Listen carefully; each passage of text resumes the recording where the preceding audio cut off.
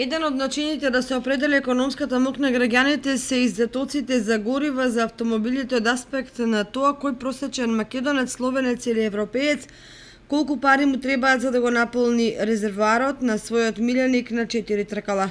Комбинирајќи со бројки и споредби, аналитичарите деновиве пресметаат дека македонецот треба да работи 3 дена за да го наполни резервоарот, словенецот 3 часа, а побогатите европејци помалку од 2 часа. Утешително за нас е што србите мора да одработат 1 ден повеќе од нас за пол резервоар или 4 дена. Но овие податоци базираат на просечна дневна заработувачка од 1000 денари, а таква кај нас имаат разноразни мајстори и само одредени професии.